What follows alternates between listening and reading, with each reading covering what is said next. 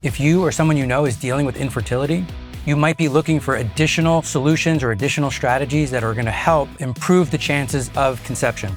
A number of studies show that hyperbaric oxygen just might be a really important piece of that puzzle, and that's what we're going to cover in today's video. There are a whole host of reasons why infertility is expanding worldwide, and to date, there is not a single answer for solving this issue.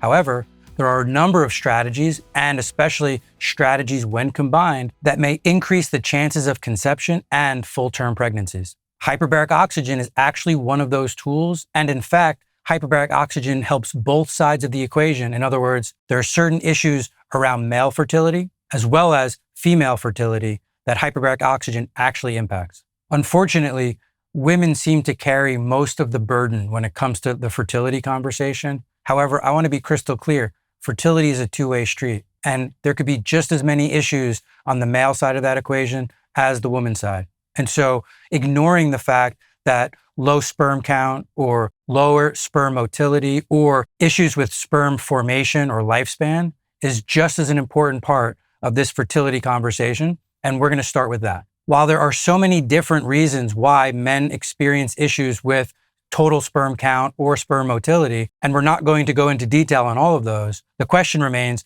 what are some strategies for improving the male side of the fertility equation? We know that if we can improve sperm motility and the cargo that sperm are carrying, which is basically the DNA, and protecting the DNA from damage during the sperm's journey towards the egg, we can massively improve male fertility. There have been a number of studies looking at the role that oxygen could play in both improving sperm motility and reducing what's called DNA fragmentation. DNA fragmentation is damage to the DNA, which of course would decrease the chances of that sperm becoming successful. One other piece of male fertility is, of course, erectile dysfunction. And in addition to improving sperm motility and decreasing DNA fragmentation, hyperbaric's been well known to improve blood flow and improve vascularization and even new blood vessel formation, all of which will lead to reduced erectile dysfunction. And so if we can improve male performance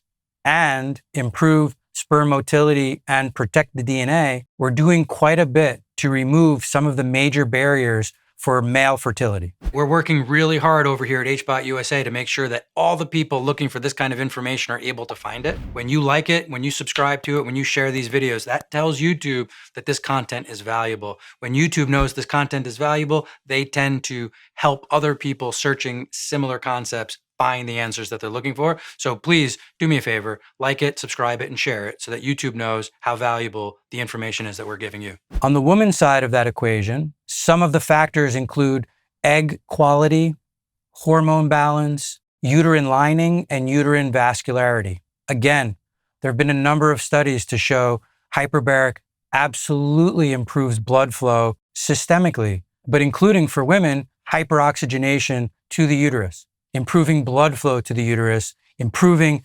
vascularization and new capillary growth to the uterus, making sure that during pregnancy, the uterus can have a much thicker uterine wall. We know that the uterine lining is critical for the implantation phase of pregnancy and maintaining the pregnancy throughout the duration. There have also been studies that show hyperbaric improve the balance of hormones, as well as in a mouse model study, showing that regular hyperbaric ameliorated the effects of an aging egg. In other words, improving egg quality, as well as improving fertility. In both cases, hyperbaric could be a strategy, like many of us already know, could be used for just overall health and performance.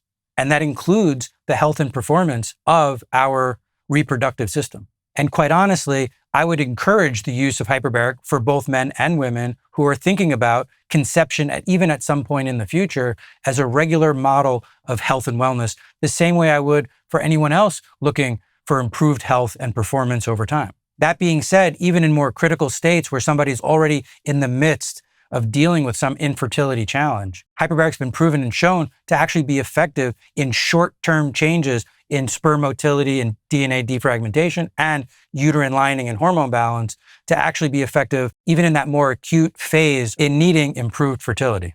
Unfortunately, it's not widely known the powerful impact that hyperbaric may have. And so if you or you know somebody who might be challenged with fertility issues, please share this information with them, share this video, and I'm going to include links below to some of the studies that looked at fertility and hyperbaric showing these improved benefits. I hope you found this video helpful, and I'll see you next week.